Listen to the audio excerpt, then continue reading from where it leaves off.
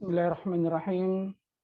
Assalamualaikum warahmatullahi wabarakatuh. Alhamdulillah kita bersuah kembali walaupun kita masih dalam suasana pandemi, tetapi tidak mengurangi motivasi kita untuk tetap belajar, tetap mengembangkan ilmu, walaupun kita dibatasi oleh fisik, ya artinya kita dibatasi oleh ruang, yaitu dengan model pembelajaran daring. Oleh karena itu saya pikir ini menjadi bagian yang kita tidak bisa hindari karena ini untuk kebaikan kita semua. Ya, oleh karena itu ya kita tetap bersyukur ke hadirat Allah Subhanahu wa taala atas segala limpahan rezekinya kepada kita semua. Utamanya pada hari ini kita diberi kesempatan untuk membahas salah satu kompetensi yang ada pada mata kuliah profesi kependidikan, yaitu pengembangan profesionalisme guru. Kita coba melihat secara rinci apa sebenarnya yang menjadi hal utama dalam mengembangkan diri seorang guru sehingga bisa dikatakan dia sebagai guru profesional. Baik,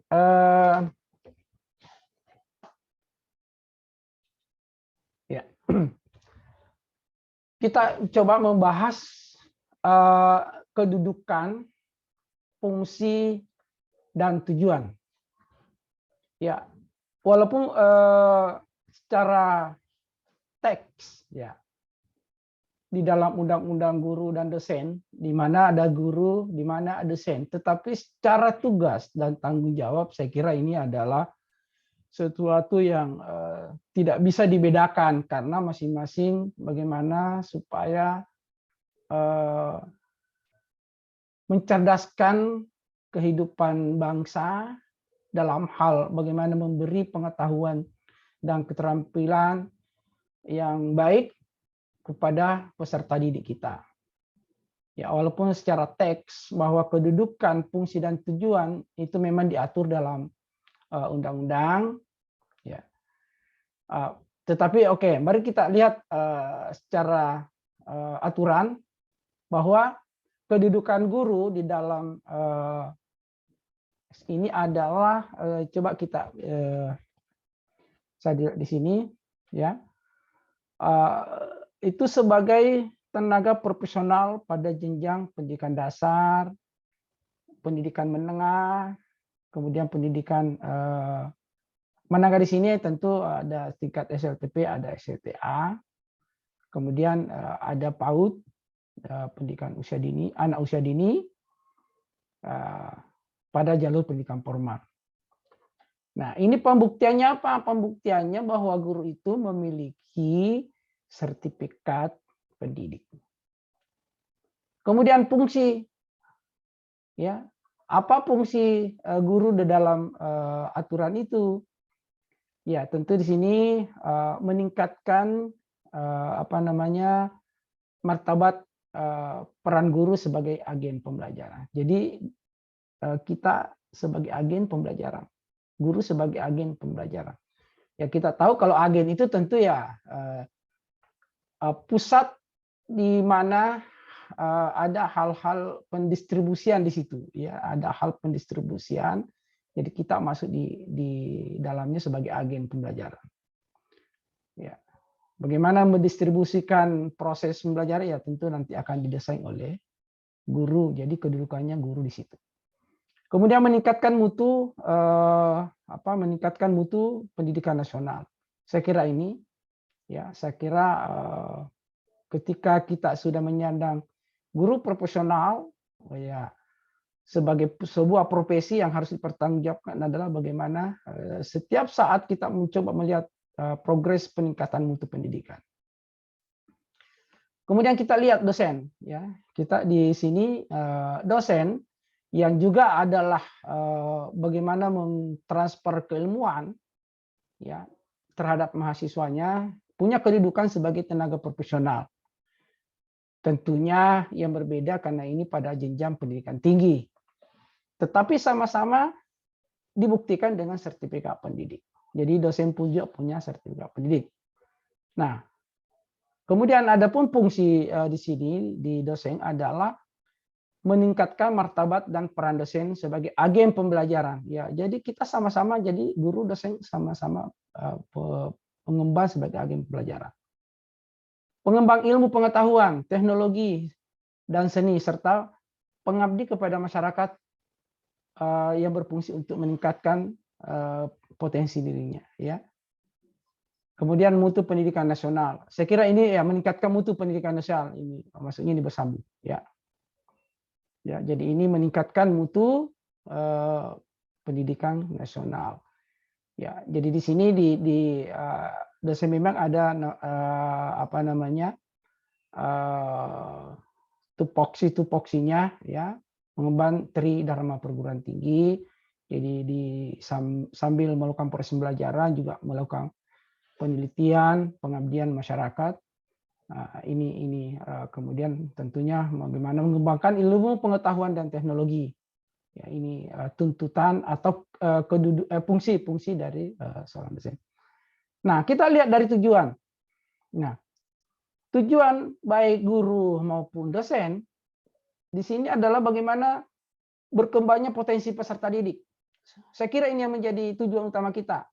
Jadi baik itu peserta didiknya adalah seorang siswa, pelajar, kemudian dosen juga peserta didiknya dinamakan mahasiswa, ini harus ya bagaimana potensi mereka ini menjadikan mereka manusia yang berilmu, ya, beriman, bertakwa, berintak, ya, berakhlak mulia, cakap, kreatif, kemudian mandiri, dan yang paling utama adalah bagaimana supaya menjadi warga negara yang bertanggung jawab.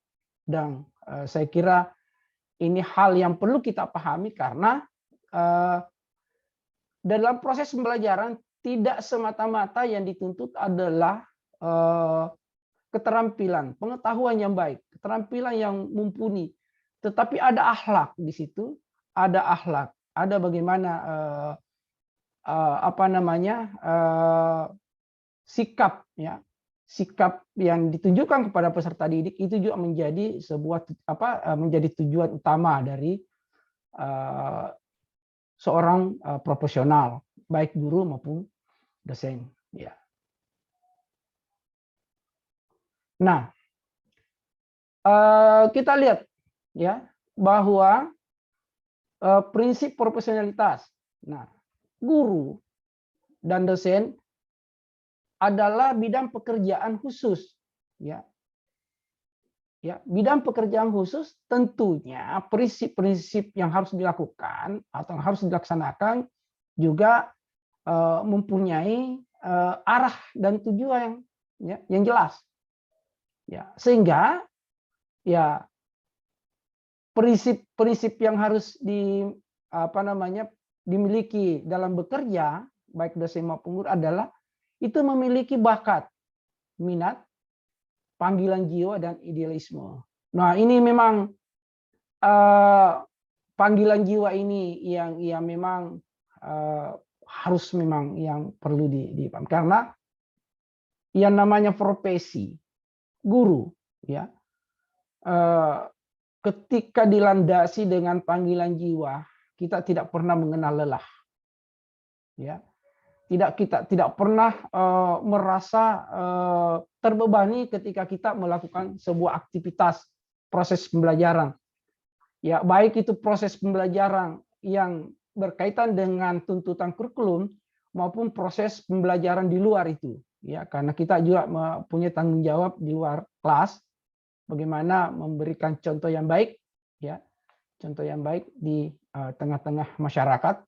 Nah, ini kita tidak pernah, karena memang kita adalah memiliki bakat minat, bahkan panggilan jiwa yang luar biasa. Ya.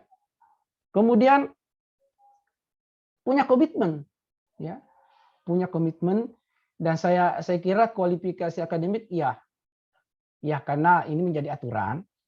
Setiap orang yang memiliki ingin menjadi guru profesional tentu ada aturan-aturan, ya, misalnya yang ingin bersertifikat pendidik, ya tentu ada aturan, misalnya memiliki kualifikasi akademik, misalnya minimal S1, ya, minimal S1. Bahkan kalau di dosen, sekarang penerimaan dosen minimal berkualifikasi akademik S2.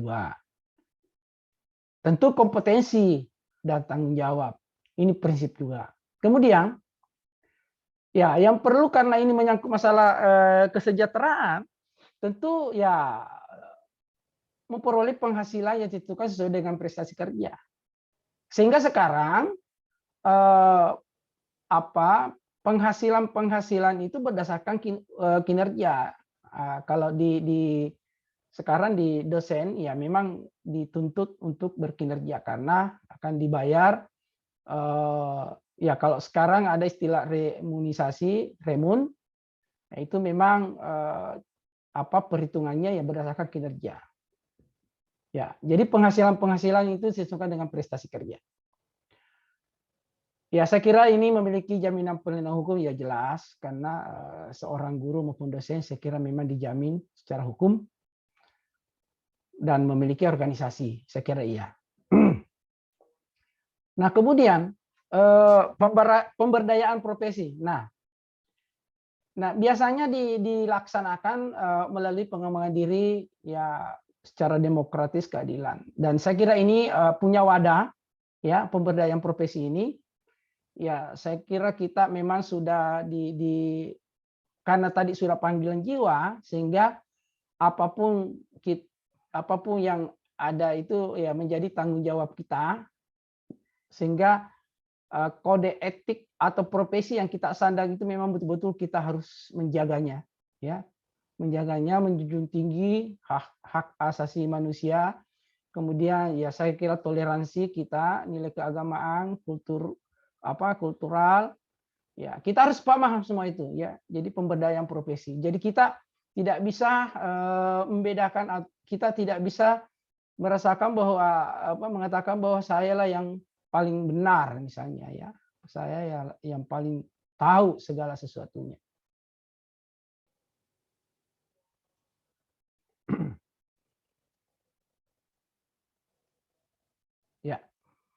Ya, kemudian adapun ketentuan umum, ya, jadi di sini guru, ya, adalah pendidik profesional.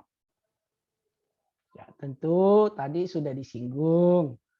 Ya, tugas utamanya mendidik, mengajar, membimbing, mengarahkan, melatih, menilai, mengevaluasi peserta didik. Ya, jadi kalau guru dia sebagai profesional, ya dia tidak sekedar mendidik, dia tidak sekedar mengajar. Ya, tetapi di dalamnya itu terakumulasi, ya. Jadi terdapat hal-hal yang tidak bisa dipisahkan. Mendidik juga iya, mengajar juga iya, apalagi membimbing, mengarahkan. Kenapa? Karena yang dihadapi adalah manusia. Di mana manusia itu punya karakteristik yang berbeda-beda. Sehingga ya memang penguasaan di bidang keprofesionalismenya ini harus memang harus beragam. Ya, harus dikuasai memang, ya, penguasaan itu. Kemudian kualifikasi akademik, ya. Ya. Kualifikasi akademik, ya, tentu ya di sini ijazah jenjang pendidikan. Tadi saya sudah jelaskan bahwa guru yang harus dimiliki kalau dia berkualifikasi akademik, misalnya minimal S1, ya, kalau dia misalnya karena dari non-dik biasanya berkualifikasi D4 yang setara dengan S1, ya. Kalau dosen sekarang itu penerimaannya minimal S2, kalau sekarang tidak sama zaman-zamannya dulu saya ya S1 diterima karena memang dulu syarat umumnya itu surat utamanya memang S1.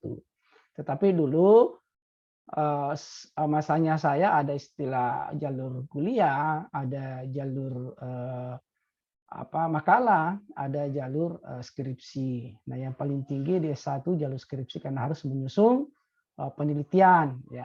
Itu yang diterima untuk jadi dosen. Kompetensi, saya kira ini iya.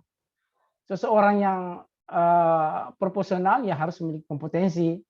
Tentunya di sini ya harus menguasai, ya. Ya, jadi tugas-tugas keprofesionalan di sini harus ditunjang oleh kompetensi yang memadai. Ya, kalau misalnya bagaimana seorang guru ingin mentransfer keterampilan pada peserta didik, ya harus memang kompetensi ini harus dia kuasai. Harus dikuasai. Sertifikasi, nah ini syarat, ya, syarat tertulis atau syarat yang perlu ini karena menyangkut juga persoalan kesejahteraan, jadi syaratnya adalah sertifikasi. Ya memang dalam perolehan sertifikasi ini tidak mudah juga karena kita harus memperlihatkan kesungguhan dalam memperlihatkan kompetensi yang dimiliki. Ya, jadi pemberian sertifikat itu tidak mudah. Ya, bahkan kita harus melewati beberapa tahapan dalam proses perolehan itu. Ya, bahkan ada yang harus remedial, ya sama. Jadi kita betul-betul punya filter atau punya saringan yang luar biasa sebelum kita menyandang profesionalisme tadi. Ya, kemudian punya organisasi profesi guru, ya, di mana di situ adalah perkumpulan tentunya yang berbadan hukum, jadi diakui oleh negara, ya, dan saya kira ini juga menjadi hal yang perlu kita perhatikan karena ini menjadi corong dari kebutuhan-kebutuhan profesionalisme guru, ya, kebutuhan-kebutuhan guru yang mungkin tidak tersampaikan oleh negara atau tidak tersampaikan oleh pimpinan-pimpinan yang berhubungan dengan profesionalisme guru. Nah, inilah yang akan menjembatani.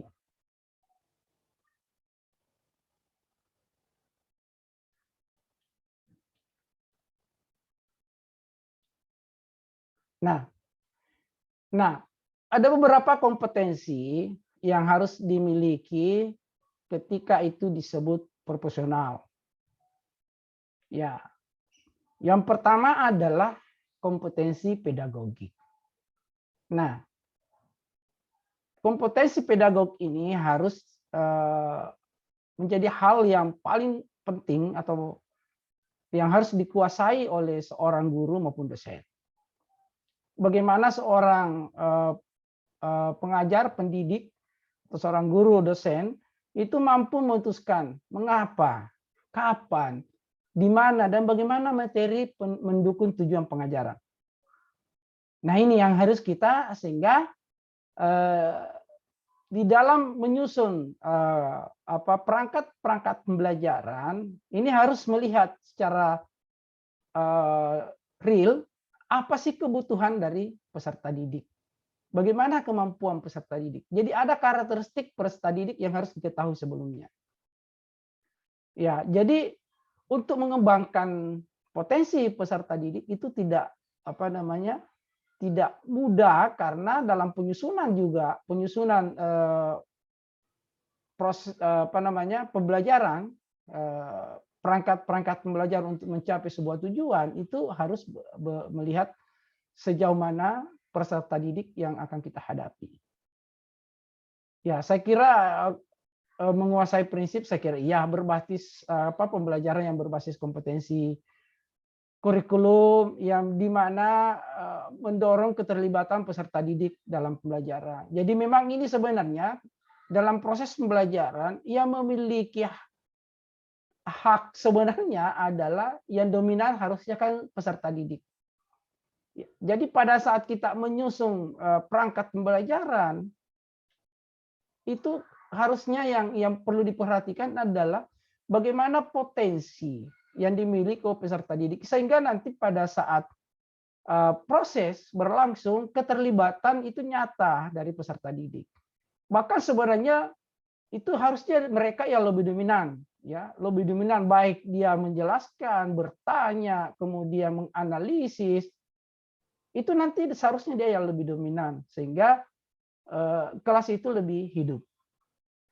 Ya, karena dia yang punya istilahnya dialah yang punya gawenya atau dia yang punya kelas itu, ya. Karena kompetensi misalnya yang dibicarakan pada saat itu adalah kompetensi yang betul-betul bersumber dari potensi yang dimiliki peserta didik. Ya, saya kira ini tadi mendesain pembelajaran, melaksanakan pembelajaran, menilai proses dan hasil sesuai dengan apa yang seharusnya terjadi pada proses pembelajaran. Jadi itu semua adalah kompetensi pedagogik. Jadi kalau kemampuan-kemampuan yang dimiliki oleh seorang guru maupun dosen, saya kira ini memang layak disebut sebagai guru atau profesional.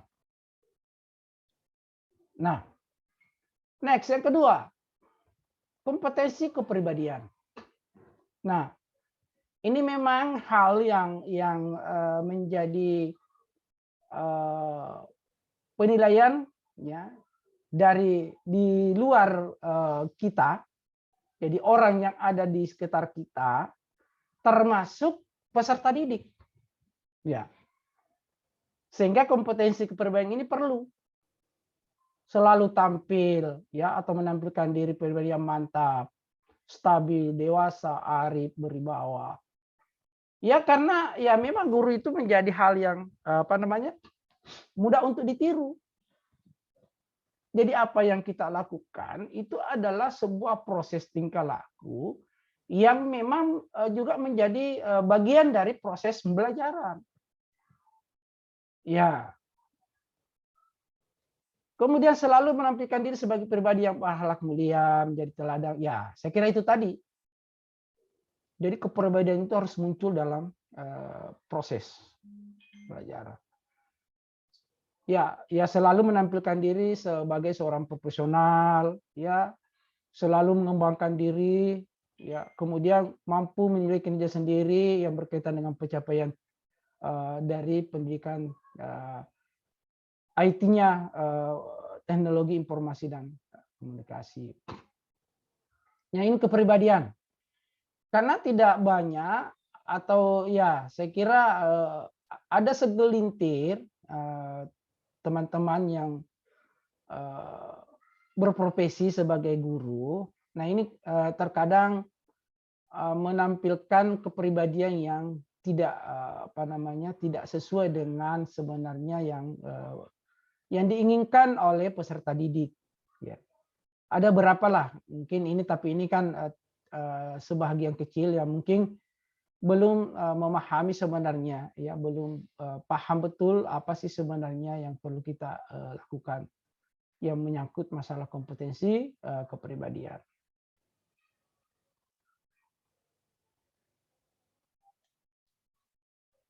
Kompetensi sosial, ya.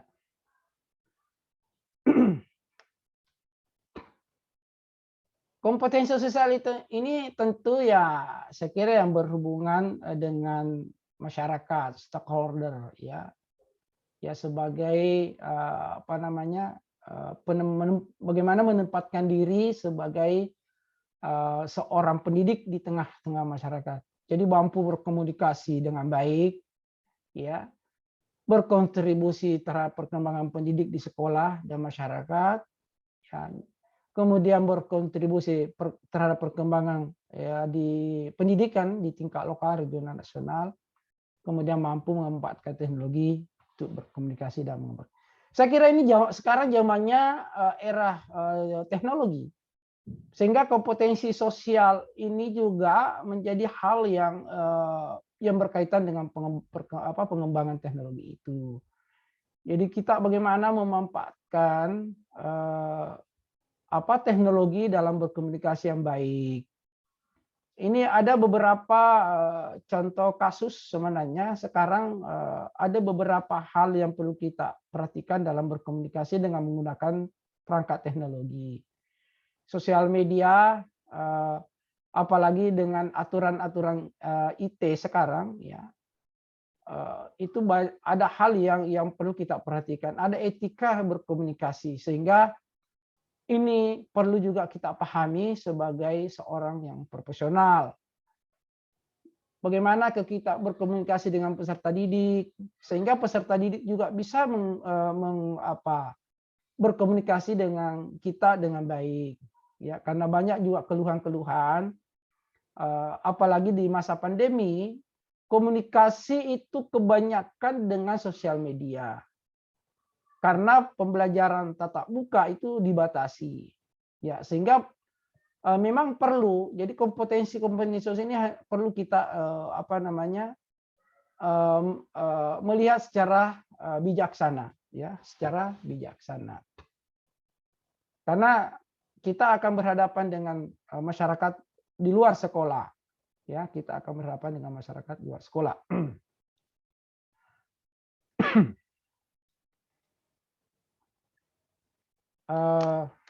Ya, saya kira ntar